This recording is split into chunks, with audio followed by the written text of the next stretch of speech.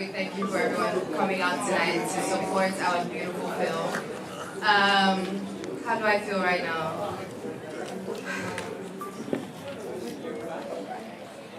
Take your time, take your time, take your time, take your time. Sorry guys. I feel so happy. I feel really happy that we told this story because I do know that it's a story that everyone in this room can connect to in one way or the other.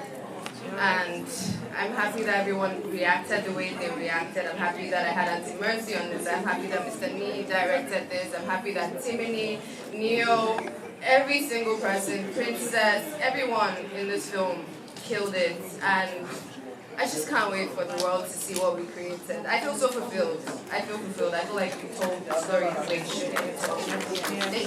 Amazing. Hands together for her. Hands together for her.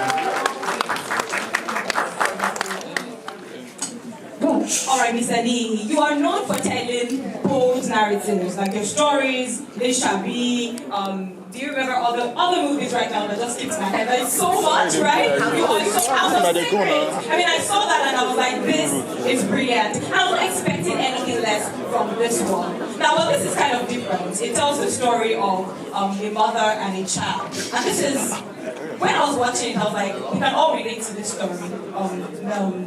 Mothers, they will go through so much, they will not want their children to know what they're going through. But then they start to just react, and the child is often confused, like what is going on and all of that. So this is a different story entirely. What prompted you to tell this particular story? And you're not also telling family stories too. So but what prompted this particular one? Is there like a personal experience for you that you'd like to share with us?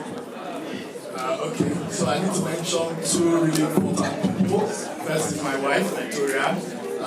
She literally can't go with Efe, and they kidnapped me, and then they pitched an initial idea, which was just random. It was an idea of someone who was dying and was not actually dying and tricked his daughter to come back.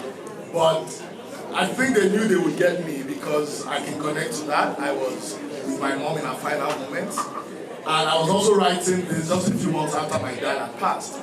And I understood exactly what it meant for a mom to want to say some things to their children now that they know they're not going to be there. And a lot of people are denied that opportunity. You know, so initially I didn't want to direct the film because it was very hard to write. You know, I was pulling from a lot of references from real people that I knew, but I'm grateful that they let me do the film because it was too hard. It's even very hard watching it, you know, now on screen. But I think ultimately, I understood very early on, especially after working with Efe, House of Secrets, that there is so much power when we talk about stories that focus on closure. And that's what we miss in Africa. There's so much that needs to be told to each other, and we do not tell these things to each other, whether it's husband to wife, business partners, or a mother to a daughter. But I think we were extremely blessed with the casting. Because I remember speaking with Mercy, and the first thing she said, Mr. Nee, you know say I get picking, teenager, and I know waiting me and her, we will do to ourselves. And immediately I think I got it that we weren't just randomly casting people for this film. We wanted people to share some of their experience. And that's why it feels really authentic. I also want to thank Timini, who we just called and said, Timini, I like it or not, I don't play this doctor.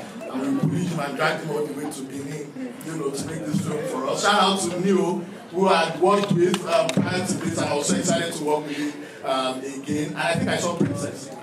Yes. Our unique connection. Thank you very much for coming out. So we couldn't have done this without these amazing people. It would have just been one of those stories that you put out there. So I want to say big thank you to all of them again. Amazing. All right, so we're almost done, but we have to talk to the other cast. Just one question and we're going to move on. So let's talk to the iconic Mr. Igwe. I mean, we've known you from the Yoruba industry, the English industry, all the industries at this point.